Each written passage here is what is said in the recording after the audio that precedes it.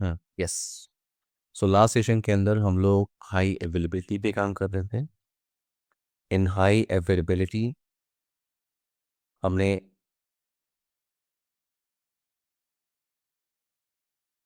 Discussion, theoretical discussion हमने complete कर लिया था। प्रैक्टिकल इम्प्लीमेंटेशन के हम अंदर हमने लैब भी परफॉर्म किया था।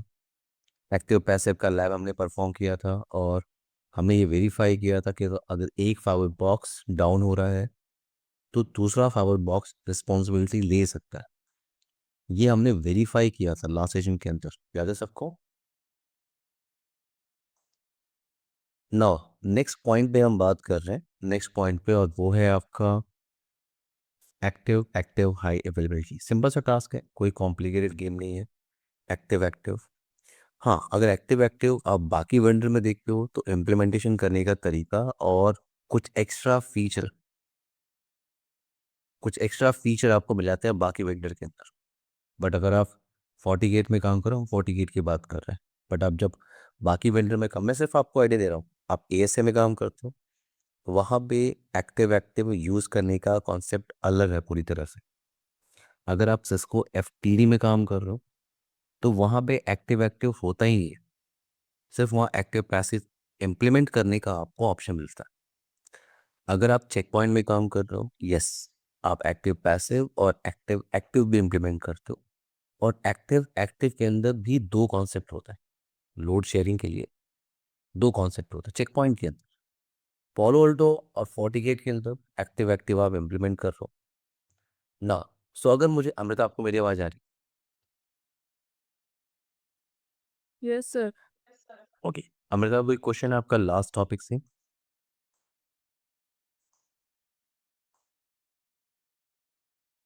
ओके, सो ये बॉक्स आपका एक्ट कर रहा है, ये बॉक्स आपका फॉरवर्ड बॉक्स 1 है, ये आपको वेरीफाई करना चाहिए होस्टिंग को। ये एक्ट कर रहा है as a active forward device. अगर मैं यहाँ पे वेरीफाई करूँ तो ये आपका एक्टिव पैसिव मोड आप यूज कर रहे हो।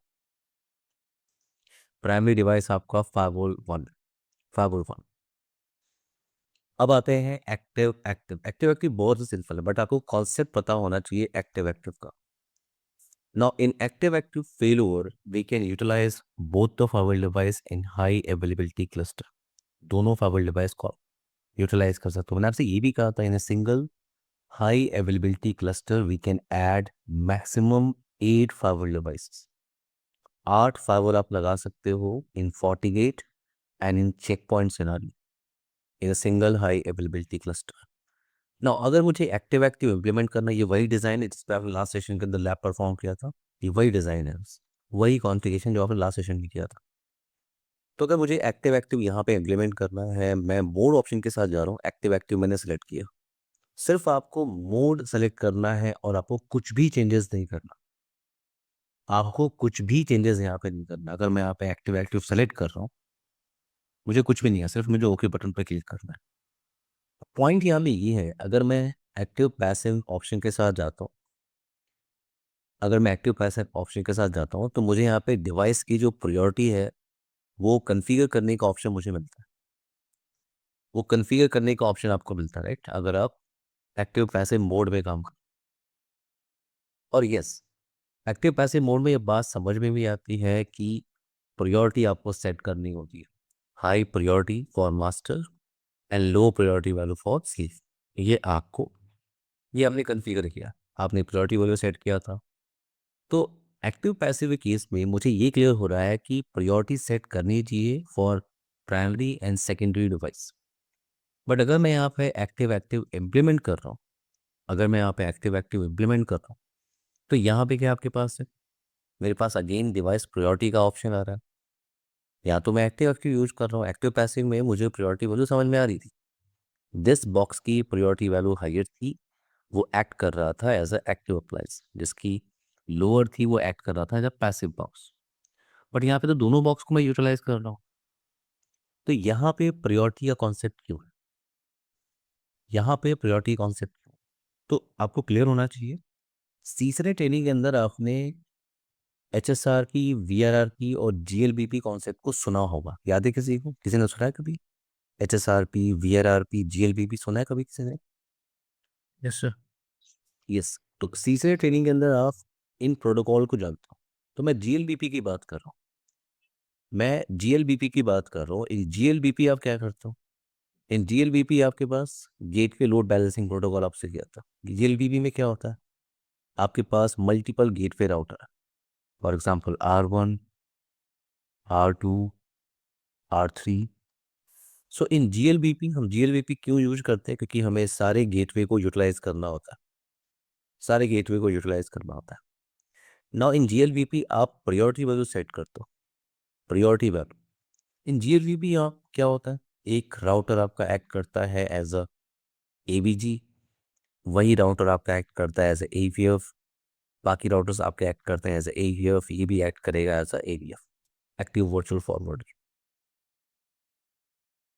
तो मैंने कहा एक राउटर आपका एक्ट करता है एज ए एबीजी, वही राउटर आपका एक्ट करता है एज ए एवीएफ, बाकी राउटर्स क्या एक्ट करते हैं एज ए एवीएफ। तो ये राउटर आपका एवीजी की तरह एक्ट क्यों कर रहा है? क्योंकि आपने इस डिवाइस की प्रायोरिटी वैल्यू हायर रखी है, इस बॉक्स पे आपने प्रायोरिटी वैल्यू हायर रखी है। आपने एग्जांपल के लिए यहाँ पे 150 रखा है, यहाँ 120, यहाँ 110। इस बॉक्स पे आपने प्रायोरिटी वैल्यू हायर रखी है, तो ये एक्ट कर रहा है एज एवीजी। एवीजी का मतलब ये कंट्रोलर डिवाइस है, ये कंट्रोलर। क्योंकि जीएलबीपी आप किस लिए यूज करते हो? For load balancing. For load balancing मैं ये बात नहीं कर रहा हूँ कि लोड बैलेंसिंग का मेथड क्या होता है, वेट वहाँ पे क्या होता है, राउंड रॉबिन, मैं ये सब डिस्कस नहीं कर रहा हूँ। मैं आपको बता रहा हूँ कि जो राउटर आपका एक्ट करता है एज एवीजी, वो कंट्रोलर होता है। कंट्रोलर मतलब लोड शेयर कैसे होगा वो वही डिसाइड करे, यानी सारी की सारी ट्रैफिक कहाँ पे जाएगी, सारी की सारी ट्रैफिक आपकी इस एवीजी डिवाइस पे आती है, और फिर उस लोड को वो शेयर करता है बाकी डिवाइस। एवरीवन, ये पॉइंट समझ में आ रहा है सबको? अमृता, प्रिया, दत्ता, सूरज, विपुल। सर ठीक है सर। तो ये सेम कॉन्सेप्ट आपका यहाँ पे, ऐसा कुछ कॉन्सेप्ट आपको यहाँ पे मिल रहा है। यहाँ पे एक्टिव एक्टिव के अंदर प्रायोरिटी का कॉन्सेप्ट मुझे क्यों मिल रहा है? एक्टिव एक्टिव के अंदर मुझे प्रायोरिटी का कॉन्सेप्ट क्यों मिल रहा है? तो मेरे पास फॉर एग्जांपल फायरवॉल बॉक्स 1 है, ये आपका फायरवॉल बॉक्स 2, ये आपका फायरवॉल बॉक्स 3। तो आप अगर एक्टिव एक्टिव यूज कर रहे हो, तो यहाँ पे आपको प्रायोरिटी वैल्यू सेट करने का ऑप्शन दिख रहा है। क्यों दिख रहा है? क्योंकि अगर मुझे इस डिवाइस को यूज करना है as a controller, firewall box 1 को, तो मैंने इसकी प्रायोरिटी वैल्यू कितनी रखी है? 150। ये क्या है आपका 140, ये क्या है आपका 1। तो अगर मैं फायरवॉल बॉक्स 1 के हाई प्रायोरिटी वैल्यू को यूज कर रहा हूँ, तो ये मास्टर फायरवॉल डिवाइस है। मास्टर फायरवॉल बॉक्स का मतलब, देखो एक्टिव एक्टिव वैसा ही कॉन्सेप्ट है जो एक्टिव पैसिव था। एक्टिव पैसिव में क्या था? फायरवॉल बॉक्स 1 यानी जो एक्टिव पे जो भी कॉन्फ़िगरेशन आप कर रहे हो, वो सारी कॉन्फ़िगरेशन आपकी रेप्लिकेट होके जा रही है फायरवॉल बॉक्स 2 पे। फायरवॉल बॉक्स 2 और 3 क्या है? वो पूरी तरह से कॉपी है, वो पूरी तरह से कॉपी है फायरवॉल बॉक्स 1 की। तो यहाँ पे भी वही कॉन्सेप्ट है। फायरवॉल बॉक्स 2 और 3 वो क्या है? पूरी तरह से कॉपी है, वो पूरी तरह से कॉपी है फायरवॉल बॉक्स 1 की, फायरवॉल बॉक्स 2 और 3। तो यहाँ पे आपने जैसे ही प्रायोरिटी वैल्यू को सेट किया 150, ये क्या बन गया? ये बन गया एज अ कंट्रोलर। जिस डिवाइस पे आप प्रायोरिटी वैल्यू को हायर रखोगे, वो एक्ट करेगा एज अ कंट्रोलर। कंट्रोलर का मतलब कि सारा का सारा लोड आपका इस बॉक्स पे जाता है, सारा का सारा लोड एक कंट्रोलर डिवाइस पे आता है, और कंट्रोलर उस लोड को शेयर करता है बाकी डिवाइस के साथ। मेरी बात समझ में आ रही है? अमृता, प्रिया, दत्ता, सूरज, विपुल।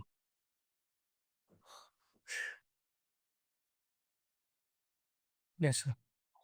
तो यहाँ पे लोड शेयर होता है। एक डिवाइस जो कंट्रोलर डिवाइस है, सबसे पहले उसके पास सारी ट्रैफिक हिट करती है, और फिर वो उस ट्रैफिक को प्रोसेस करता है, उस लोड को शेयर करता है बाकी डिवाइस के साथ। तो ये आपका एक्टिव एक्टिव कॉन्सेप्ट है। एक्टिव एक्टिव के लिए आपको कुछ भी नहीं करना। ये लास्ट जो क्लास के अंदर आपने डिज़ाइन यूज किया था, ये वही डिज़ाइन है, वही कॉन्फ़िगरेशन है, सिर्फ मैं मोड चेंज कर रहा हूँ। एक्टिव एक्टिव क्लिक ऑन होगी। जैसे ही मैंने मोड चेंज किया, यहाँ पे एक डिवाइस का स्टेटस क्या दिख रहा है आपको? सिंक्रोनाइज, और दूसरा क्या दिख रहा है आपको? Not synchronised. Not synchronised. तो अगर मैं दूसरे बॉक्स पे आ रहा हूँ, सिर्फ मुझे मोड चेंज करना हो, मुझे कुछ भी नहीं करना। Config system H A set mode A, set mode A hyphen A. जैसे आप इस पेज को रिफ्रेश कर रहे हो, जैसे आप इस पेज को रिफ्रेश कर रहे हो, दोनों डिवाइस क्या हो रहा है आपके पास प्रोसेस, और दोनों डिवाइस अब ट्रैफिक आपके प्रोसेस करेंगे। लोड यहाँ पे शेयर होगा। अगर मैं ट्रैफिक यहाँ से इनिशिएट करूँ, अगर मैं यहाँ से ट्रैफिक इनिशिएट करना स्टार्ट करूँ, फॉर एग्जांपल अगर मैं पिंग करने की कोशिश कर रहा हूँ, वेट आई थिंक ये जो आउटसाइड राउटर है इस पर फिर से मुझे कॉन्फ़िगरेशन करनी हो, राउटर पे कॉन्फ़िगरेशन सेव नहीं, वेट। सो आउटसाइड हम लोग यूज़ कर रहे हैं 99.99.99 हाँ नेटवर्क।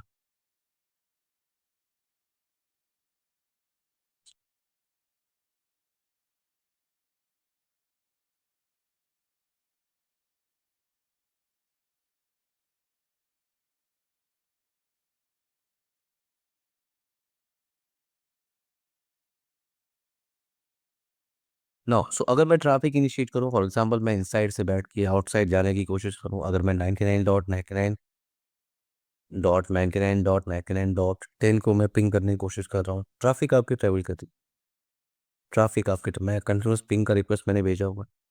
अगर मैं यहाँ पर देखूँ तो ट्रैफिक आपको दोनों फावल से आपको मिलेगी। अगर मैं इस पेज को रिफ्रेश करूँ तो कुछ ट्रैफिक को फावर बॉक्स 1 लोड को शेयर करेगा, कुछ फावर बॉक्स 2 लोड शेयर करेगा। थोड़ा सा आपको वेट करना होगा, बट दोनों पावर बॉक्स आप यूटिलाइज कर सकते हो। पॉइंट समझ में आ रहा है? एक्टिव एक्टिव का कुछ भी नहीं करना है आपको, सिर्फ आपको मोड चेंज करना है। अमृता, प्रिया, दत्ता, सूरज, विपुल,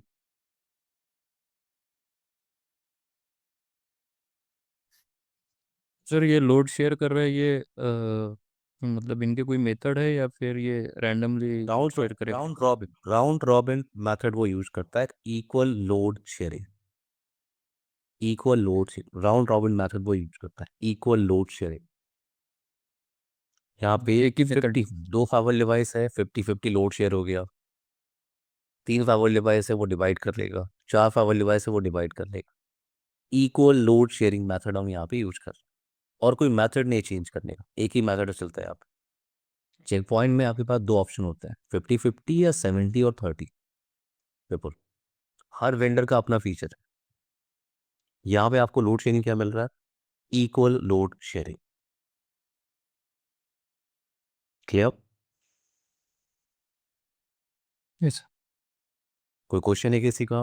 विपुल, अमृता, प्रिया, दत्ता, सूरज, ये आपका टॉपिक है। लास्ट सेशन से अभी तक जो आपने डिस्कस किया था, ये आपका टॉपिक है हाई अवेलेबिलिटी। High availability. क्या हम लोग next topic firewall authentication start कर सकते हैं आज? आई थिंक हमने ये टॉपिक डिस्कस नहीं किया, क्यों? ऑथेंटिकेशन बाकी है सर। ओके, तो आज हम लोग फायरवॉल ऑथेंटिकेशन ही स्टार्ट करते हैं, इसी टॉपिक पर हम फोकस करते हैं। एक डॉट था इसमें सर, ये जो सेशन रहेगा जैसे अभी 14.1 कोई भी मॉडल में जैसे 1000 सेशन अगर ये सपोर्ट करता है, तो अगर अपन ये इसको एच में एक्टिव एक्टिव कर देंगे तो ये 1000 + 1000 2000 सेशन सपोर्ट करता है कि? यस यस, ये 2 सेपरेट डिवाइस हो गए, सिर्फ वो एक क्लस्टर के अंदर पार्टिसिपेट कर रहे हैं। बिल्कुल, ओके, बट इनके दोनों डिवाइस सेपरेट है। वही रहेगा मतलब ये। यस यस, लोड आपका शेयर होगा, दोनों आप सेपरेट डिवाइस, बस वो एक क्लस्टर के अंदर पार्टिसिपेट कर रहे हैं। ये DID से कौन कनेक्टेड है? Good evening, sir. Connect, this is. Kanak. Yeah, actually, I was in travel, so 2 sections I missed. No problem. New topic हम लोग स्टार्ट करने वाले हैं, और वो है फायरवॉल ऑथेंटिकेशन। आई होप मेरी आवाज़ सबको आ रही होगी। इस टॉपिक पे हम लोग फोकस करते हैं, और वो है फायरवॉल ऑथेंटिकेशन। वेट,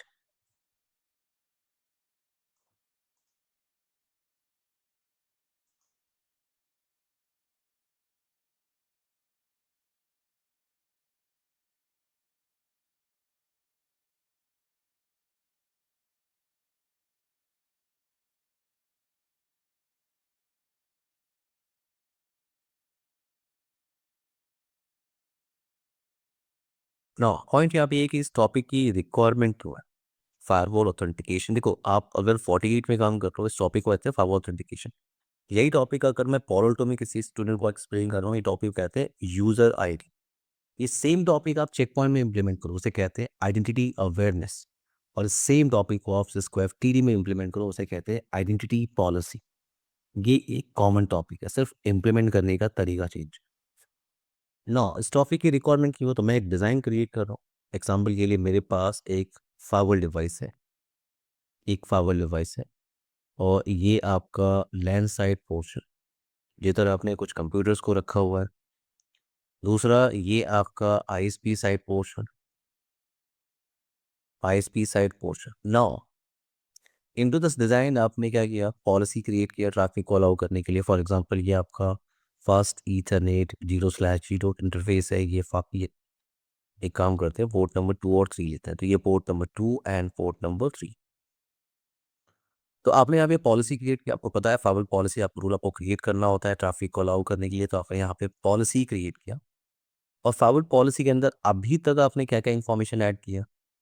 अभी तक आपने ऐड किया है incoming interface, outgoing interface, source IP, destination IP, service and protocol, service and protocol, and then आपने एक्शन क्या लिया है, अलाउ। एग्जाम्पल के लिए आपने एक पॉलिसी बनाई, पॉलिसी का नेम क्या था, पॉलिसी का नेम था रूल 1। रूल 1 आपने पॉलिसी क्रिएट की, रूल 1, और रूल 1 को हिट करके ये जो इनसाइड मशीन, एग्जाम्पल के लिए 192.168.10.10, ये इनसाइड मशीन, आउटसाइड इस 8.8.8, ये आउटसाइड किसी से भी कम्युनिकेट कर सकता है because of policy, because of policy. तो ट्रैफिक आपके ट्रेवल करती, ट्रैफिक आपके ट्रेवल कर, रूल नंबर 1 के भी आप पे ट्रैफिक आपके ट्रेवल कर। एज अ फार्मर एडमिनिस्ट्रेटर अगर मैं लॉक्स को वेरीफाई करूं, तो अगर मैं यहाँ पे लॉक्स को वेरीफाई करूं, तो लॉक्स में मुझे वेरीफाई करने को क्या मिल रहा है, मुझे वेरीफाई करने को मिल रहा है कि इस ट्रैफिक का सोर्स आईपी क्या है। मुझे वेरीफाई करने को मिल रहा है कि ट्रैफिक का सोर्स आईपी क्या है, सोर्स आईपी क्या है, ट्रैफिक का डेस्टिनेशन आईपी क्या है, कौन सी सर्विस आप यूज कर रहे हो। मुझे सिर्फ आईपी एड्रेस की इंफॉर्मेशन वेरीफाई करने को मिलती है इन लॉक्स। अगर मैं लॉक्स को चेक कर रहा हूँ, मेरे पास यहाँ पे फुल विजिबिलिटी नहीं है। मुझे नहीं पता किस यूज़र अकाउंट ने इस ट्रैफिक को इनिशिएट किया। मुझे नहीं पता किस यूज़र अकाउंट ने उस मेलिसस एप्लीकेशन को एक्सेस करने के लिए ट्राई किया था, उस मेलिसस फाइल को एक्सेस करने के लिए ट्राई किया था, उस मेलिसस लिंक पे क्लिक किया था। मेरे पास वो इन्फॉर्मेशन नहीं, मेरे पास फुल विजिबिलिटी नहीं। मेरे पास सिर्फ किसकी इन्फॉर्मेशन है, आईपी एड्रेस की इन्फॉर्मेशन, कि ट्रैफिक का सोर्स आईपी क्या था और ट्रैफिक का डेस्टिनेशन आईपी क्या था। हो सकता है इस मशीन पे मल्टीपल यूज़र काम करते हैं, इस मशीन पे मल्टीपल यूज़र काम करते हैं, तो मेरे पास फुल विजिबिलिटी नहीं, मेरे पास सिर्फ आईपी एड्रेस की information. So for full visibility हम क्या करते हैं, फॉर फुल विजिबिलिटी हम यूज़र अकाउंट क्रिएट करते हैं, यूज़र अकाउंट क्रिएट करते हैं, और उस यूज़र अकाउंट को हम यूटिलाइज करते हैं इन पॉलिसी कॉन्फ़िगरेशन। हम यूटिलाइज करते हैं पॉलिसी कॉन्फ़िगरेशन। तो यहाँ पे यूज़र अकाउंट क्रिएट करने के लिए, यूज़र अकाउंट क्रिएट करने के लिए आपके पास दो ऑप्शन है। या तो आप यूज़र अकाउंट क्रिएट कर लो इन FortiGate firewall local database, local database, yes. अगर आप किसी स्मॉल नेटवर्क पे काम करो, आपको 8, 10, 15, 20 यूज़र अकाउंट क्रिएट कर लें, डेफिनेटली आप यूज़र अकाउंट क्रिएट कर सकते हो लोकल डेटाबेस और उनको यूटिलाइज कर सकते हो। बट अगर आप किसी बड़े इंफ्रा में काम कर रहे हो जहाँ पे आपके पास कोई रिमोट ऑथेंटिकेशन सर्वर लगा हुआ है, रिमोट ऑथेंटिकेशन सर्वर लगा हुआ हो सकता है वहाँ पे आपने रेडियस सर्वर को डिप्लॉय किया हुआ है,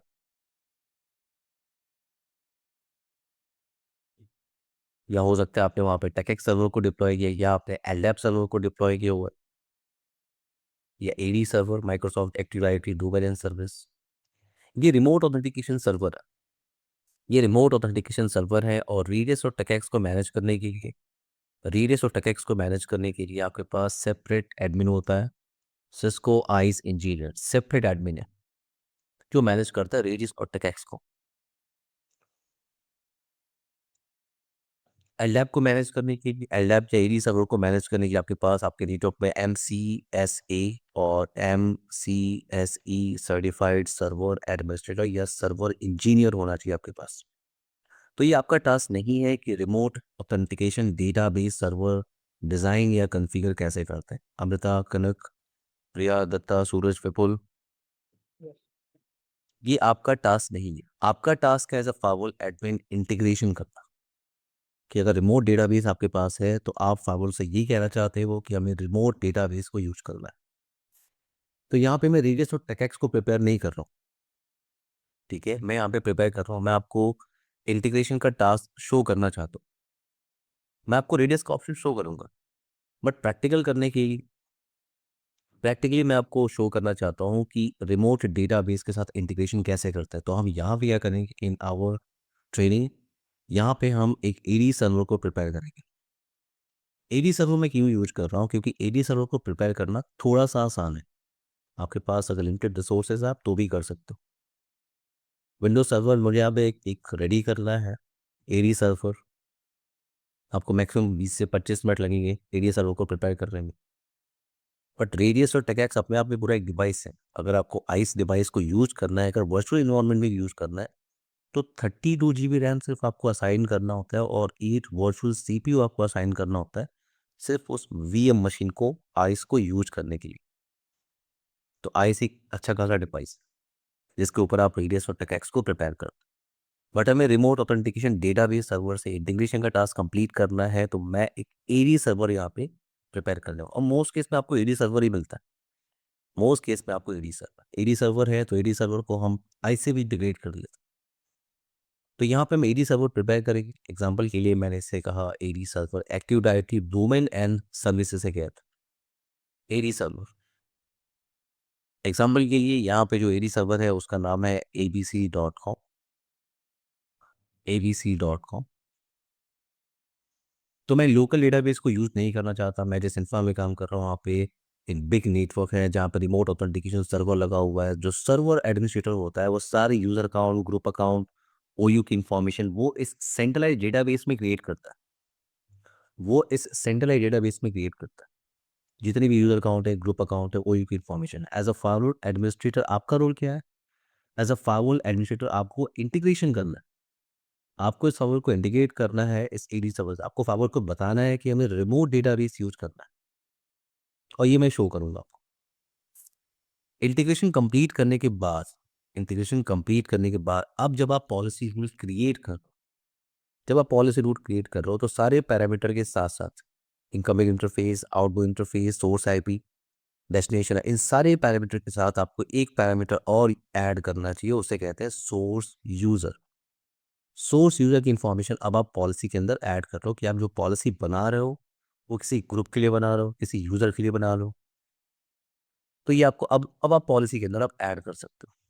नाउ ये जो कंप्यूटर्स आप देख रहे हो, ये कंप्यूटर्स आपके डोमेन कंप्यूटर्स हैं।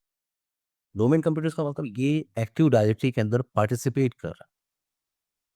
ये एक्टिव डायरेक्टरी के अंदर क्या करता है? पार्टिसिपेट कर रहा है। तो मैंने आपसे कहा था जितनी भी यूज़र अकाउंट है आप उसे कहाँ पे क्रिएट करते हो? इस सेंट्रलाइज्ड डेटाबेस में। इस सेंट्रलाइज्ड डेटाबेस के अंदर आप यूज़र अकाउंट को क्रिएट करते हो और ये जो कंप्यूटर्स हैं, ये जो यूज़र्स हैं अपने यूज़र के पासवर्ड से इस मशीन के अंदर लॉगिन करते हैं। जैसे उसने लॉगिन किया यहाँ पे और ट्रैफिक को इनिशिएट किया, ट्रैफिक आपकी फार्मवॉल पे हिट कर रही है। जैसे ही ट्रैफिक आपकी फार्मवॉल पे हिट कर रही है तो फार्मवॉल ये चेक करने की कोशिश कर रहा है कि ऐसा कोई यूज़र अकाउंट अवेलेबल है कि नहीं और इससे रिलेटेड कोई पॉलिसी है कि नहीं। अगर पॉलिसी है और आपने एक्शन क्या लिया है अलाउ, तो ट्रैफिक आपके ट्रैवल कर रही है। और अगर ट्रैफिक आपकी ट्रैवल कर रही है थ्रू द फार्मवॉल इंटरफेस, अब जब आप लॉग्स को वेरीफाई कर रहे हो, जब आप लॉग्स को चेक कर रहे हो, तो फिर आपको वेरीफाई करने को मिलता है कि सोर्स यूज़र क्या है। विथ आईपी एड्रेस अब आपके पास इंफॉर्मेशन है कि सोर्स यूज़र कौन है। मेरी बात समझ में आ रही है क्या कह रहा हूँ? अमृता, कनक, प्रिया, दत्ता, सूरज, विपुल। हाँ सर। Yes sir. अब आपके पास फुल विजिबिलिटी, आपको पता है कि इस यूज़र अकाउंट ने इस ट्रैफिक को इनिशिएट किया, इस डोमेन यूज़र अकाउंट ने इस ट्रैफिक को इनिशिएट किया था विथ आईपी एड्रेस। अब आपके पास एक और सिनेरियो है, हो सकता है आपके पास नेटवर्क के अंदर कुछ गेस्ट मशीन हो सकता है, यहाँ पे आपके पास कुछ गेस्ट कंप्यूटर है। ये आपके परमानेंट यूजर्स नहीं है, ये गेस्ट यूज़र है, गेस्ट मशीन है। तो मैं इन कंप्यूटर्स को एक्टिव डायरेक्टरी के अंदर ज्वाइन नहीं करा सकता। मैं इन कंप्यूटर्स को एक्टिव डायरेक्टरी के अंदर ज्वाइन नहीं करा सकती क्योंकि टेम्पररी यूजर, गेस्ट यूजर है। और अगर मुझे गेस्ट यूजर के लिए फुल विजिबिलिटी करनी है तो, अगर मुझे गेस्ट यूजर के लिए फुल विजिबिलिटी करनी हो तो यहाँ पे आपको इम्प्लीमेंट करना होता है क्या, कैप्टिव पोर्टल। यहाँ पे आपको एक टॉपिक इम्प्लीमेंट करना होता है, इसे कहते हैं कैप्टिव पोर्टल। कैप्टिव पोर्टल क्या होता है आपका, कैप्टिव पोर्टल क्या होता है? अगर आप 48 में काम कर रहे हो इसे कैप्टिव पोर्टल कहते हैं। अगर आप पोर्टल में काम कर रहे हो इसे कैप्टिव पोर्टल कहते हैं। अगर आप चेक पॉइंट में काम कर रहे हो उसे ब्राउजर बेस्ड ऑथेंटिकेशन कहते हैं। तो आपको कैप्टिव पोर्टल का फीचर इनेबल करना होता है लैंड फेसिंग इंटरफेस पे। तो मैं इस लैंड फेसिंग इंटरफेस पे गया और कैप्टिव पोर्टल का जो फीचर है मैंने उसे इनेबल किया है। इस लैंड फेसिंग इंटरफेस पे कैप्टिव पोर्टल का फीचर मैंने क्या किया, इनेबल किया। अब यहाँ पे क्या हो रहा है, ये जो इनसाइड मशीन है, जो गेस्ट मशीन है, उसने क्या किया, एग्जांपल के लिए उसने अपना केबल अटैच किया। हो सकता है आपके नेटवर्क में यहाँ पे कोई डीएससी की सर्वर भी लगाओ जो correct IP address, mask, gateway और डीएनएस की एंट्री प्रोवाइड करता है। जैसे ही गेस्ट मशीन ने केबल अटैच किया उसे आईपी एड्रेस की इन्फॉर्मेशन मिल गई, सारी information, IP address, mask, gateway, DNS की एंट्री। और अब ये ट्रैफिक को इनिशिएट करना है। जैसे ही वो ट्रैफिक फावर पे हिट करता है, जैसे ही वो ट्रैफिक को फावर पे हिट करेगा, फावर क्या करेगा, फावर उसे एक कैप्टिव पोर्टल का पेज प्रोवाइड करता है। फाइबुल उसको एक कैप्टिव पोर्टल का पेज प्रोवाइड करता है। फाइबुल से कहता है कि प्लीज आप अपने आप को ऑथेंटिकेट करो पहले, और अगर आप सक्सेसफुली ऑथेंटिकेट हो गए देन मैं पॉलिसी चेक करूंगा कि कोई पॉलिसी अवेलेबल है कि नहीं। अगर पॉलिसी अवेलेबल है और एक्शन क्या है अलाउ, तो ट्रैफिक आपके ट्रेवल करती है through the fibre device. Traffic आपके ट्रेवल करती है थ्रू द फाइबर डिवाइस। और अब आपके पास फुल विजिबिलिटी है। आपके पास फुल विजिबिलिटी है फॉर गेस्ट यूजर, आपके पास फुल विजिबिलिटी है for domain user. Everyone clear ये पॉइंट?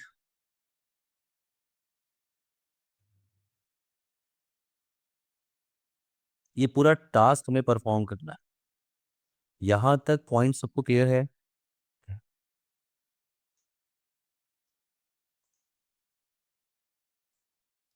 ओके ना। तो एक डिजाइन मैं क्रिएट कर रहा हूँ, ये वही डिजाइन है जिसपे आप लास्ट सेशन के अंदर लैब परफॉर्म किया था। सिर्फ मैं यहाँ पे एडी सर्वर को डिलीट कर रहा हूँ और एक नया एडी सर्वर लगा रहा हूँ। एक नया एडी सर्वर हमें प्रिपेयर करना है। वो इसलिए प्रिपेयर करना है कि आपको पता होना चाहिए कि अगर आप टेस्टिंग सिनेरियो में काम कर लो और आपको इंटीग्रेशन सीखना है with Palo Alto, FortiGate, check point, FTD, तो टेस्टिंग सिनेरियो के अंदर आपको एडी सर्वर तो प्रिपेयर करना आना चाहिए। ओके, तो मैं एक एडी सर्वर या एलएफ सर्वर मैं उसे प्रिपेयर कर रहा हूँ।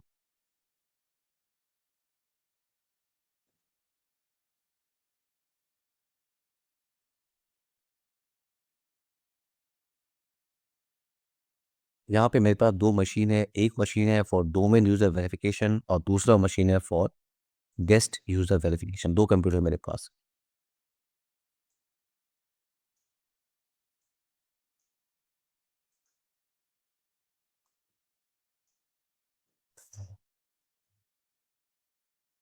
FortiGate भी डिलीट कर देते हैं, एक नया FortiGate में लगाओ, या वेट मैं फाइल को रीसेट कर देता हूँ। जब तक आपका फाइल स्टार्ट हो रहा है, बाकी डिवाइस स्टार्ट हो रहे हैं, मैं यहाँ पे एडी सर्वर को प्रिपेयर कर रहा हूँ। डिजाइन में आपको दिख रहा होगा एडी सर्वर मैं यूज कर रहा हूँ abc.com, और आईपी एड्रेस मुझे वहाँ पे कॉन्फ़िगर करना है 200.200.200.200। सबसे पहले एलएफ सर्वर को प्रिपेयर कर, आपको 15 से 20 मिनट देने होंगे।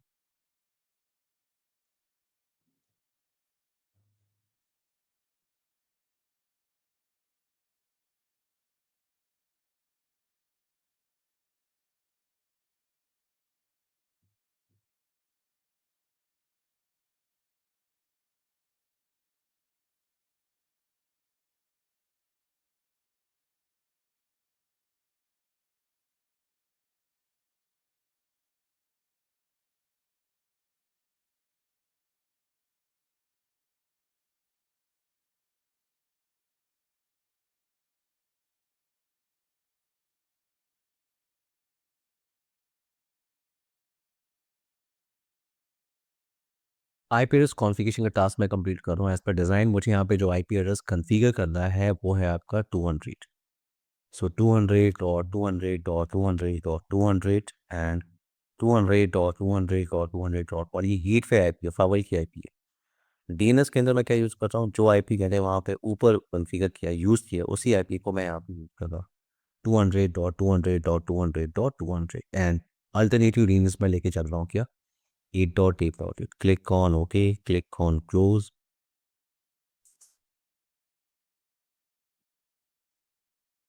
तो आप यहाँ पे आईपी कॉन्फ़िगर किया, एक बार आप आईपी को चेक कर लो। स्टैटिक आईपी आपको एडी सर्वर पे कॉन्फ़िगर करना होता है, आईपी कॉन्फ़िग 200.200.200.200। अब आपको आ रहा है सर्वर मैनेजर ऑप्शन पे, सर्वर मैनेजर, मैंने यहाँ सर्वर मैनेजर पे क्लिक किया। No add role and feature का ऑप्शन आपको दिख रहा है, और मुझे 2 रूल को इंस्टॉल करना है, 2 रूल मुझे इंस्टॉल करने हैं। कौन कौन से? नेक्स्ट पे मैं जा रहा हूँ, नेक्स्ट पे मैं जा रहा हूँ, और यहाँ पे मुझे इंस्टॉल करना है ये 2 सर्विस या रोल आप इसे कह सकते हो। वो है active directory domain and service, और दूसरा है डीएनएस सर्वर, डीएनएस सर्वर। तो मैं यहाँ पे active directory domain and service पे जा रहा हूँ, मैं जा रहा हूँ डीएनएस सर्वर ऑप्शन पे, click on add feature. Now click on next, next, next, next and install. ये थोड़ा सा टाइम लेगा, आपको थोड़ा सा वेट करना है। तब तक मैं बाकी डिवाइस को स्टार्ट पे लगा रहा हूँ। ये फाइबर जिसको मैं रीसेट कर लेता हूँ, wait.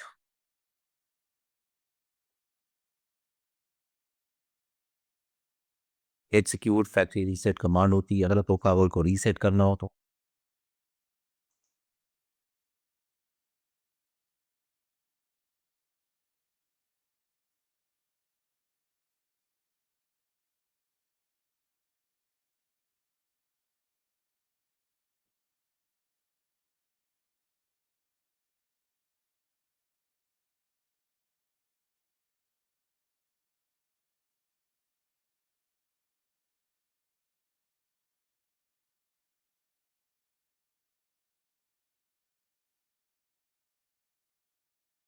Now click on close. अब आपको यहाँ पे एक नोटिफिकेशन ऑप्शन दिख रहा है, यहाँ पे एक नोटिफिकेशन ऑप्शन आपको दिख रहा है, एक मैसेज आपको दिख रहा है। यहाँ पे ऑप्शन क्या है, promote this server to a domain controller. Click on this option, और आपको जाना है ऐड अ न्यू फॉरेस्ट।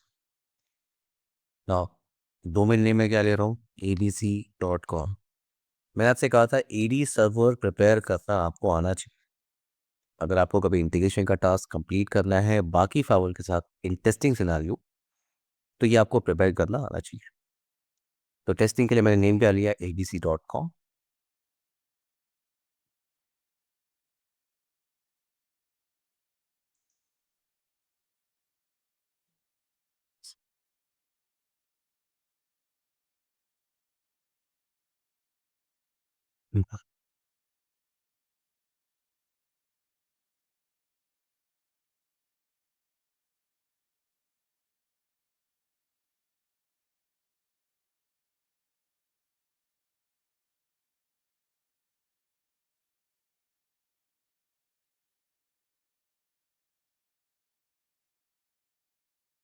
थोड़ा वेट करते हैं, फर्स्ट वो ही। नो पासवर्ड आपको सेट करना है यहाँ पे, पासवर्ड pass@123 मैं यूज कर रहा हूँ, pass@123। Click on next, click on next.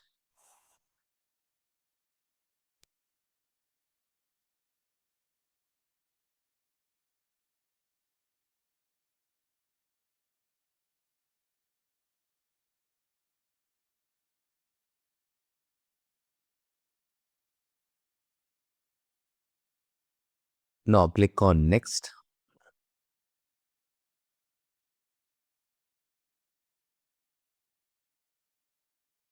No click on next, next.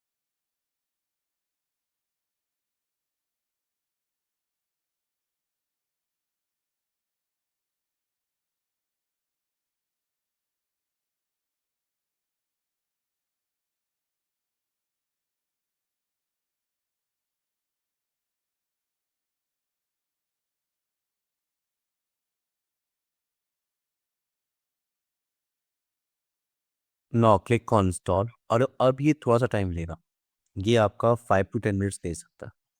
और जैसे इंस्टॉलेशन कंप्लीट होगा, ये सर्वर आपका ऑटोमेटिकली स्टार्ट होगा।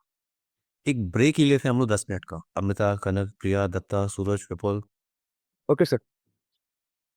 एक ब्रेक लेते हैं हम लोग 10 मिनट का, क्योंकि ये इंस्टॉलेशन का टास्क, जैसे ये इंस्टॉलेशन कंप्लीट होगा, सर्वर एक बार रिबूट होगा ऑटोमेटिकली।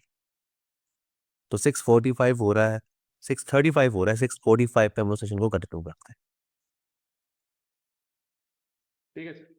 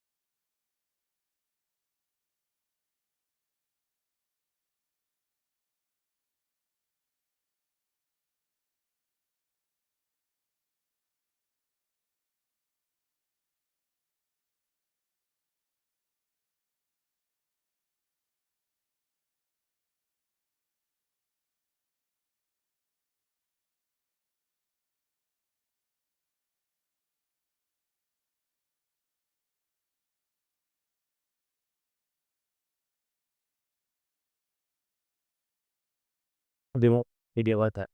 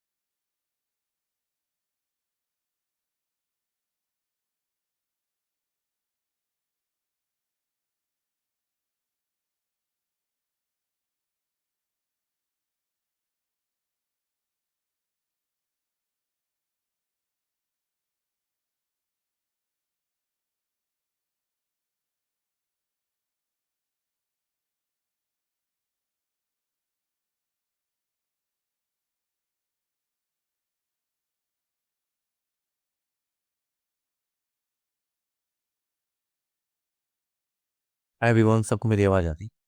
अमिता, कनक, प्रिया, दत्ता, सूरज। हाँ सर, आ रहा है सर.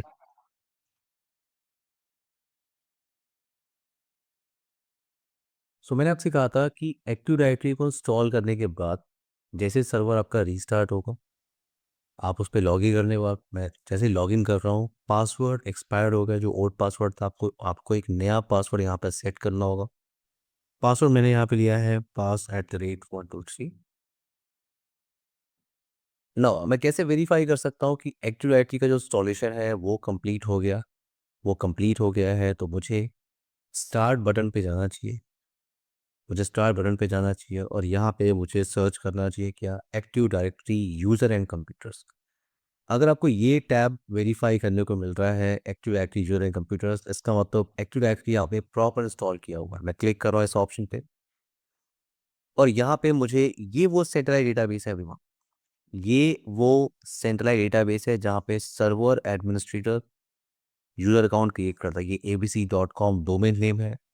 यूजर्स टैब आपको दिख रहा है और मैंने आपसे कहा ये वो सेंट्रलाइज डेटाबेस है जहाँ पे server administrator user account, group account और ओयू की इंफॉर्मेशन को क्रिएट करता है. एग्जाम्पल के लिए यहाँ पे कुछ यूज़र अकाउंट हम लोग क्रिएट कर सकते हैं. मैं कुछ यूज़र अकाउंट क्रिएट कर लेता हूँ क्योंकि हमें टेस्टिंग करनी है.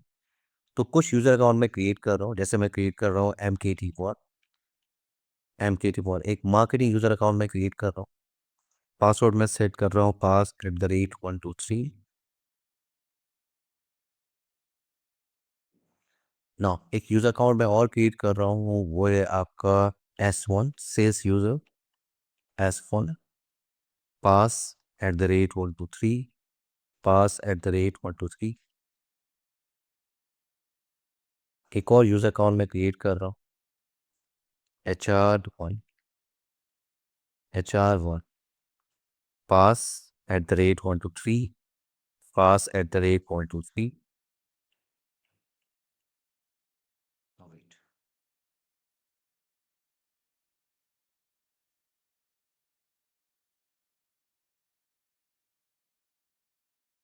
ना कुछ ग्रुप अकाउंट यहाँ पे क्रिएट कर लेते हैं. तो मैं यहाँ पे क्रिएट कर रहा हूँ group.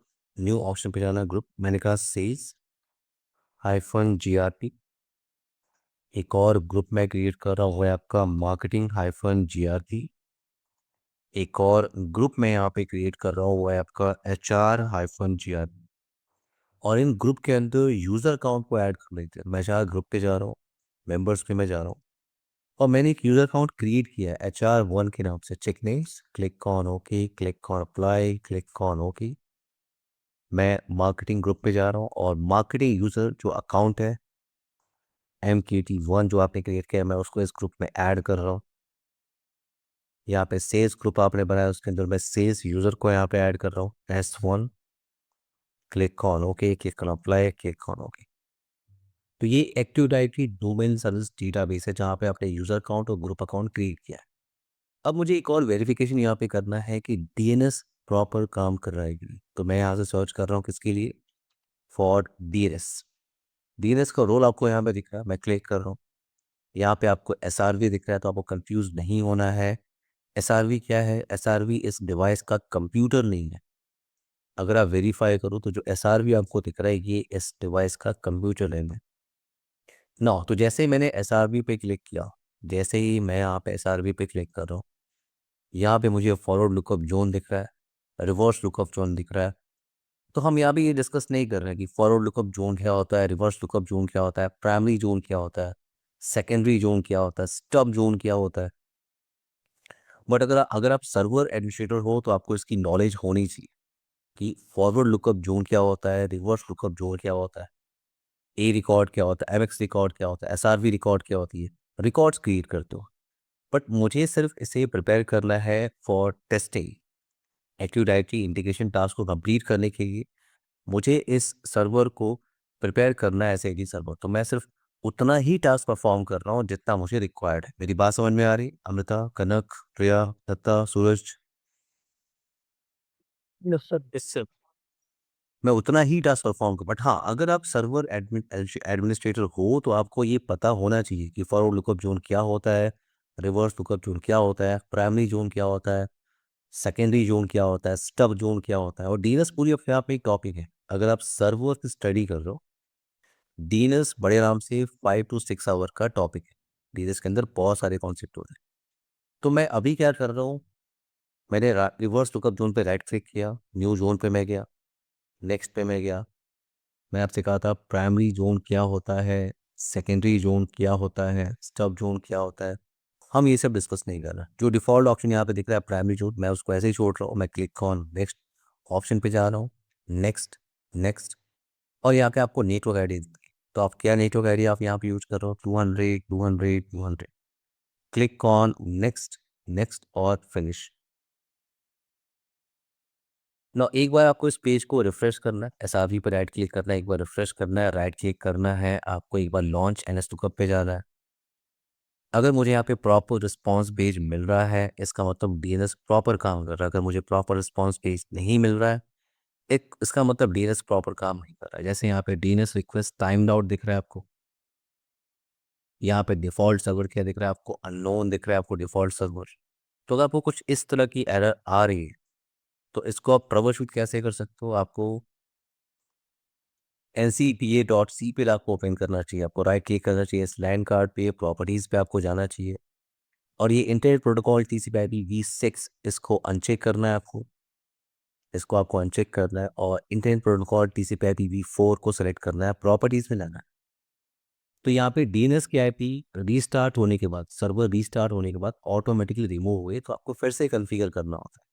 So 200 200 200 200 and 8.8.8.8, click on OK, click on close। मैं इसे क्लोज कर रहा हूँ और अगर मैं एक बार फिर से इस पेज को रिफ्रेश करूँ और मैं राइट क्लिक करूँ एसआरवी पे और मैं लिखूँ लॉन्च एलएस लुकअप, तो मुझे यहाँ पे प्रॉपर रिस्पॉन्स मिल रहा है। प्रॉपर रिस्पॉन्स का मतलब मुझे यहाँ पे दिख रहा है कि srv.abc.com और ये उसका आईपी एड्रेस है। तो ये सर्वर रेडी है as a active directory server. Everyone, यहाँ तक किसी टास्क में प्रॉब्लम है किसी को? आई होप ये टास्क सबको क्लियर है। सर IPv6 अनचेक क्यों किए? IPv6 क्योंकि यहाँ पे IPv6 को रिजॉल्व करता है। मुझे IPv6 की रिक्वायरमेंट नहीं थी अमृता। Okay, okay. IPv6 की मुझे यहाँ पे कोई रिक्वायरमेंट नहीं थी। तो ये आपने कुछ स्टेप को फॉलो किया है एडी सर्वर को प्रिपेयर करने का। मैं कह रहा हूँ एडी सर्वर रेडी है। आप कैसे कह सकते हो एडी सर्वर रेडी है? तो कुछ और वेरिफिकेशन करते हैं। ये एक मशीन मैंने लिया है 200 200 124। इस मशीन को मैं डोमेन यूजर वेरिफिकेशन के लिए यूज करने वाला हूँ। तो ये जो मशीन है एक नया मशीन है, ये किसी भी डोमेन के अंदर पार्टिसिपेट नहीं कर रहा। तो पहले तो हम ये वेरीफाई कर लेते हैं कि यूज़र अकाउंट उस सेंट्रलाइज्ड डेटाबेस में क्रिएटेड है और यहाँ पे आप लॉगिन कर सकते हो उस यूज़र अकाउंट से। बट उससे पहले इस मशीन को आपको ज्वाइन करना होगा into this active direction, into this domain. तो मैं यहाँ पे आईपी कॉन्फ़िगर कर रहा हूँ। मैं यहाँ पे आईपी कॉन्फ़िगर कर रहा हूँ cmp ncpa.secure। राइट क्लिक में कर रहा हूँ, प्रॉपर्टीज़ पे जा रहा हूँ, इंटरनेट प्रोटोकॉल TCP/IP4 प्रॉपर्टीज़, और मैं यहाँ पे आईपी कॉन्फ़िगर कर रहा हूँ। एज़ पर आवर डिज़ाइन मुझे इस मशीन पे आईपी का यूज करनी है 200.200.200.200.24 एंड 200.200.200.1 इज अ गेटवे। और डीएनएस आईपी इसके लिए क्या होगी? डीएनएस आईपी इस दोनों मशीन के लिए होगी एडी सर्वर की आईपी 200.200.200.200। और अल्टरनेटिव डीएनएस क्या होगा? 8.8.8। Click on okay, click on close, click on okay. और अब मैं यहाँ पे एक बार आईपी चेक कर रहा हूँ, आईपी कॉन्फ़िग आपने कॉन्फ़िगर किया है 200.200.200.24। मैं राइट क्लिक कर रहा हूँ इस कंप्यूटर पे, माई कंप्यूटर के प्रॉपर्टीज़ पे जा रहा हूँ और यहाँ पे चेंज सेटिंग का ऑप्शन है। मैं डोमेन पे जा रहा हूँ, चेंज पे जा रहा हूँ और यहाँ पे मेंबर ऑफ डोमेन, डोमेन का नेम क्या है आपका? abc.com। Click on okay. यहाँ पे वो उससे आपसे डोमेन एडमिनिस्ट्रेटर की परमिशन की डिमांड कर रहा है और सर्वर पे जो एडमिन बना होता है उसका नाम क्या होता है? ADMINISTRATOR। पासवर्ड आप क्या यूज़ कर रहे हो? pass@123। अगर ये मशीन एक्टिव डायरेक्टरी में ज्वाइन करेगा तो आपको यहाँ पे एक वेलकम मैसेज मिल जाएगा। अगर ये मशीन आपका ज्वाइन करता है आपको वेलकम मैसेज क्या मिल रहा है? Welcome to abc.com domain. Now click on okay, click on close, click on restart now. क्योंकि जैसे ही मशीन एक्टिव डायरेक्टरी में ज्वाइन होती है मशीन आपका एक बार रीस्टार्ट होता है और अब ये मशीन आपकी एक्टिव डायरेक्टरी में पार्टिसिपेट कर रही है। इसका मतलब जितने भी यूज़र अकाउंट आपने यहाँ पे क्रिएट किए हैं, जितने भी यूज़र अकाउंट, उन यूज़र अकाउंट को आप, जो यूज़र अकाउंट आपने क्रिएट किए हैं, इन यूज़र अकाउंट को आप यहाँ इस मशीन में लॉगिन कर सकते हो। आप इस मशीन में लॉगिन करके वेरीफाई, आपने यूज़र अकाउंट वहाँ क्रिएट किया है बट अब यहाँ पे लॉगिन कर सकते हो। अभी हमने फावल का कोई भी टास्क नहीं किया, हम अभी सिर्फ एडी सर्वर को प्रिपेयर कर रहे हैं। अभी इंटीग्रेशन का टास्क हम सिर्फ डोमेन इन्वायरमेंट पहले क्रिएट कर रहे हैं कि डोमेन इन्वायरमेंट काम कर रहा है कि नहीं। उसके बाद चलेंगे इंटीग्रेशन टास्क।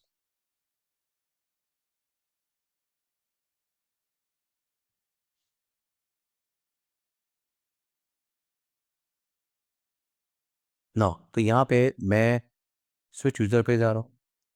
यूज़र का नाम आपने यहाँ पे यूज़र अकाउंट क्रिएट किया है HR1 MKT1 Sales1, तो मैं उसी यूज़र अकाउंट से यहाँ पे लॉगिन करने की कोशिश करता हूँ। MKT1 पासवर्ड pass@123 आपने किया और ये देखो आप लॉगिन कर सकते हो। आप इस डोमेन मशीन पे लॉगिन कर सकते हो। यूज़र अकाउंट आपने यहाँ पे क्रिएट किया बट आप यहाँ पे लॉगिन कर सकते हो। थोड़ा स्लो है, वेट करना।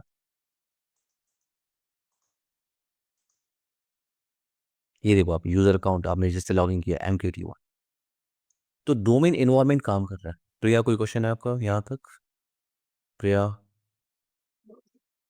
No sir. कोई क्वेश्चन यहाँ तक?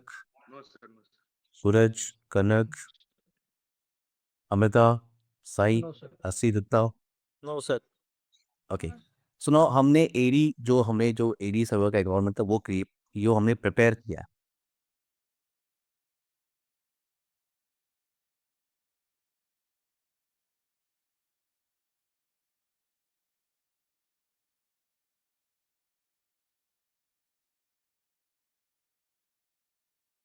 अब आते हैं इस FortiGate पावर डिवाइस पे।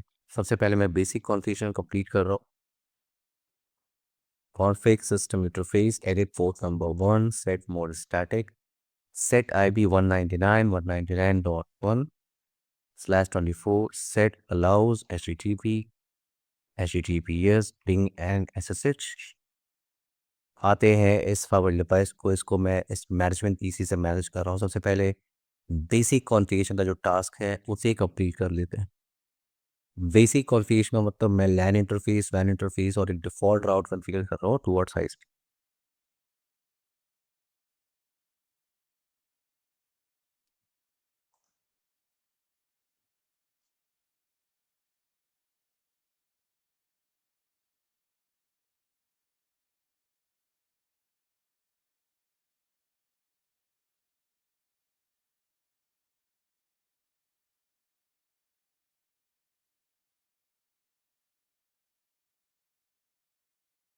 नाउ नेटिव टैब पे आते हैं, इंटरफेस टैब पे आते हैं। पोर्ट नंबर 2 आप यूज कर रहे हो एज अ लैन इंटरफेस, तो मैं यहाँ पे आईपी कॉन्फ़िगर कर रहा हूँ।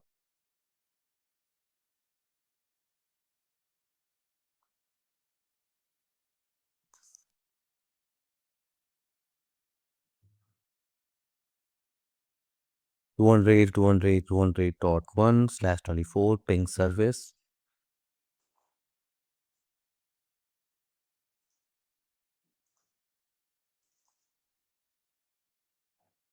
पोर्ट नंबर 3 को हम लोग यूज कर रहे हैं एज अ वैन interface, ping service, DSCP option.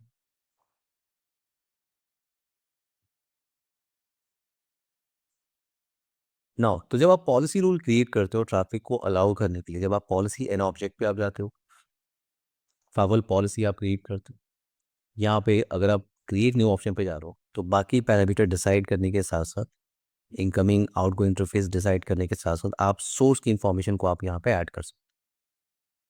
Source में अभी तक आपने क्या ऐड किया है? सोर्स IP एड्रेस, बट अब आपको यहाँ पे ऑप्शन क्या मिल रहा है? Source user. यहाँ से आप यूजर की इंफॉर्मेशन, ग्रुप की इंफॉर्मेशन या रिमोट ऑथेंटिकेशन डेटाबेस को आप यहाँ पे ऐड कर सकते हो एज ए सोर्स। आप क्रिएट न्यू पे क्लिक कर लो, आप यूजर और यूजर ग्रुप के साथ टास्क परफॉर्म कर सकते हो। बट मैं यहाँ से नहीं जा रहा हूँ, हमारे पास एक डेडिकेटेड टैब है यहाँ पे, वो है यूजर एंड ऑथेंटिकेशन। तो आज हम लोग इंटीग्रेशन का सिर्फ टास्क कंप्लीट करने वाले हैं। लैब को हम लोग कंप्लीट करेंगे का सिर्फ, लेकिन पहले हम इंटीग्रेशन का टास्क कंप्लीट करना चाहते हैं। तो यूजर एंड ऑथेंटिकेशन टैब पे मैं जा रहा हूँ। अगर आपको यूजर अकाउंट क्रिएट करना है इन लोकल डेटाबेस तो आपको यूजर डेफिनेशन पे जाना चाहिए, क्रिएट पे आपको जाना चाहिए, और यहाँ पे लोकल यूजर ये ऑप्शन पहले से सिलेक्टेड है। लोकल यूजर का मतलब होता है लोकल डेटाबेस। तो मैं नेक्स्ट ऑप्शन पे जा रहा हूँ। इसका मतलब मैं यूजर अकाउंट अभी क्रिएट कर रहा हूँ इन FortiGate Firewall लोकल डेटाबेस इन लोकल स्टोरेज। मैं यहाँ पे यूजर अकाउंट क्रिएट कर रहा हूँ, क्या? User 5, password 123, click on next, next, submit. Create पे जा रहा हूँ मैं। Now user 6, password 123। तो मैंने 2 यूजर अकाउंट यहाँ पे क्रिएट किया इन लोकल डेटाबेस। अगर उन दोनों यूजर अकाउंट को मुझे ऐड करना है इन अ ग्रुप, तो मैं यूजर ग्रुप पे जा रहा हूँ, मैं क्रिएट लूप पे जा रहा हूँ, और जैसे मैंने क्रिएट लूप पे क्लिक किया, ग्रुप अकाउंट क्रिएट करने के लिए आप ध्यान से देखो, आपके पास सिर्फ ये ऑप्शन है। नेम डिसाइड कर सकते हो, टाइप है आपका, और मेंबर। सिर्फ ये 3 ऑप्शन आपको मिल रहा है। अभी जब आप ग्रुप अकाउंट क्रिएट करना चाहते हो, थोड़ी देर बाद फिर से यहाँ पे आएंगे तो आपको कुछ अलग टैब भी दिखेगा, बट अभी मैं ग्रुप क्रिएट कर रहा हूँ। ग्रुप का नेम मैंने क्या दिया? मैंने कहा local hyphen users. Now members मेरे पास कौन से हैं? मेरे पास मेंबर है user 5 and user 6। Click on okay. तो आपने यूजर अकाउंट क्रिएट किया है लोकल डेटाबेस, आपने ग्रुप अकाउंट क्रिएट किया है लोकल डेटाबेस। अब अगर मुझे इंटीग्रेशन का टास्क कंप्लीट करना है तो मैं LLab सर्वर पे क्रिएट न्यू पे जा रहा हूँ। सबसे पहले आपको ये वेरीफाई होना चाहिए आपका कि आपका फायरवॉल AD सर्वर के साथ कनेक्टेड है कि नहीं, आपकी कनेक्टिविटी है कि नहीं in between LLab server and firewall device. अगर आपकी रीचेबिलिटी है तो फिर आप ये एंट्री टास्क कंप्लीट करेंगे। तो मैं इंटीग्रेशन का टास्क कंप्लीट करने जा रहा हूँ। मैं यहाँ पे सबसे पहले नेम डिसाइड कर रहा हूँ। मैंने कहा LLab सर्वर 1। सर्वर की IP क्या है? अभी आपने कन्फिगर किया था 200 ये डिफ़ॉल्ट पोर्ट नंबर है फॉर लैब सर्वर। यहाँ पे आपसे वो डिस्टिंग्विश नेम की डिमांड कर रहे हैं। डिस्टिंग्विश नेम क्या होता है आपका? तो यहाँ पे जो आपको दिख रहा है डोमेन नेम क्या? abc.com। तो ये जो ABC आपको दिख रहा है इसे कहते हैं फर्स्ट डोमेन कंट्रोलर, और ये जो कॉम आपको दिख रहा है इसे कहते हैं सेकेंड डोमेन कंट्रोलर। अगर यहाँ पे लिखा होता है training.abc.com तो ट्रेनिंग आपका फर्स्ट डोमेन कंट्रोलर होता है, ABC आपका सेकेंड डोमेन कंट्रोलर है, एंड कॉम आपका थर्ड डोमेन कंट्रोलर। तो इसी डोमेन कंट्रोलर की एंट्री आपको यहाँ पे करनी होती है इन डिस्टिंग्विश नेम।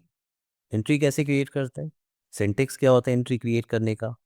तो यहाँ पे आपको टाइप करना होता है DC equal to ABC, DC equal to com. Now यहाँ बाइंड टाइप पे आपको क्लिक करना है रेगुलर, और आपको यूजर नेम की इंफॉर्मेशन ऐड कर। यूजर नेम कौन सा? तो यहाँ पे जो मेन एडमिनिस्ट्रेटर होगा उसका नाम क्या होता है? एडमिनिस्ट्रेटर। इसकी एंट्री आपको करनी है, बट उससे पहले आप ये क्लियर करो कि ये जो एडमिनिस्ट्रेटर है जिसके पास फुल परमिशन होती है, ये किस टैब के अंदर आ रहा है? ये यूजर्स टैब के अंदर आ रहा है। और ये यूजर टैब किसके अंदर आ रहा है? किसके अंडर में आ रहा है? abc.com। तो ये पूरा पाथ आपको बताना होता है, ये पूरा पाथ आपको बताना होता है। तो मैं यहाँ पे रेगुलर पे जा रहा हूँ, यूजर नेम। यहाँ पे नेम कैसे डिसाइड करते हैं? CN equal to administrator, ADMINISTRATOR, comma CN equal to users, comma अब यूजर्स टैब कहाँ पे है? In abc.com। So DC equal to ABC, comma DC equal to com. Now password मैं यूज कर रहा हूँ pass@123। अगर ये सारी इंफॉर्मेशन करेक्ट है, एजर सर्वर का वो IP एड्रेस है, डोमेन नेम ये चल रहा है, एडमिनिस्ट्रेटर नेम वहाँ चल रहा है, पासवर्ड है pass@, अगर सारी इंफॉर्मेशन करेक्ट है तो आप ओके बटन पे क्लिक नहीं कर सकते। ओके बटन पे आप क्लिक नहीं कर सकते। आपको सबसे पहले क्लिक करना होता है टेस्ट कनेक्टिविटी पे। जैसे आपने टेस्ट कनेक्टिविटी पे यहाँ पे क्लिक किया, आपको एक ग्रीन मैसेज दिख रहा है सक्सेसफुल। अगर ये मैसेज आपको मिलता है देन आप ओके बटन पे क्लिक करो।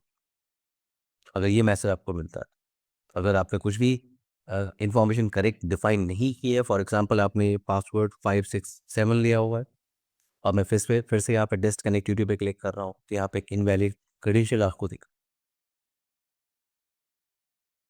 तो एंट्री क्रिएट करने के बाद आप ओके बटन पे क्लिक नहीं कर सकते। आपको पहले टेस्ट कनेक्टिविटी पे जाना चाहिए। आपको ग्रीन सिग्नल दिख रहा है, अगर आपको ग्रीन सिग्नल दिख रहा है देन आप टेस्ट कनेक्टिविटी पे क्लिक करो, देन आप ओके बटन पे क्लिक करोगे। तो मैं टेस्ट कनेक्टिविटी पे अगेन जा रहा हूँ, मुझे दिखा है सक्सेसफुल, क्लिक ऑन और थी।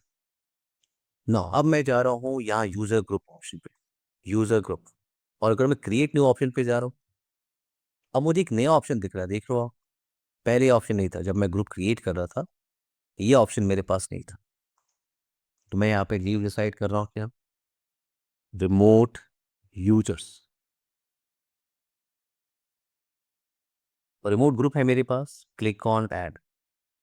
रिमोट सर्वर है मेरे पास, उसका नाम क्या है? LDAP-सर्वर। जैसे मैं यहाँ पे क्लिक करूँगा, अगर सारी इंफॉर्मेशन आपने करेक्ट टाइप किया, LDAP सर्वर से इंटीग्रेशन हो गया है, जैसे मैं इस पर क्लिक करूँगा, मैं इसको सेलेक्ट करूँगा, वो जो डेटाबेस आपको यहाँ दिख रहा है, वो जो डेटाबेस आपको यहाँ पे दिख रहा है, वो डेटाबेस आपको यहाँ पे मिलेगा। तो जैसे ही मैं यहाँ पे क्लिक कर रहा हूँ, इस LDAP सर्वर को मैं ऐड कर रहा हूँ, वो सारी ग्रुप अकाउंट जो आपने क्रिएट किए हैं उसकी लिस्ट आपको यहाँ पे मिलेगी। ये देखो, आपने वहाँ पे HR ग्रुप क्रिएट किया था, आपने वहाँ पे मार्केटिंग ग्रुप क्रिएट किया था, और आपने सेल्स ग्रुप भी क्रिएट किया है। अब अभी कोई ग्रुप बना हुआ, एग्जाम्पल के लिए finance-GRP, अगर मैं इस पेज को एक बार रिफ्रेश कर लूँ तो मुझे वो भी ग्रुप वेरीफाई करने को मिल जाएगा जो आपने अभी क्रिएट किया।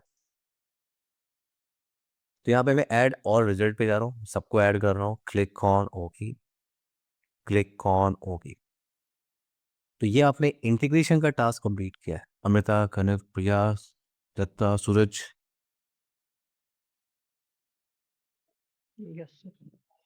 ये सिर्फ आपने इंटीग्रेशन का टास्क कंप्लीट। इस टॉपिक को यहाँ से हम लोग कल कंप्लीट करते हैं एवरीवन। और कल क्या हम लोग मॉर्निंग के टाइम पे करेक्ट कर सकते हैं? सिर्फ कल के लिए पॉसिबल है सबके लिए? Possible, sir. Available. Yes, sir. Okay, और टाइमिंग सर? टाइमिंग हम 11:30 रख सकते हैं, 11:30 to 1। ठीक है सर। 11:30 to 1। हाँ, 11:30 to 1 p.m। ठीक है। अमृता, कनक,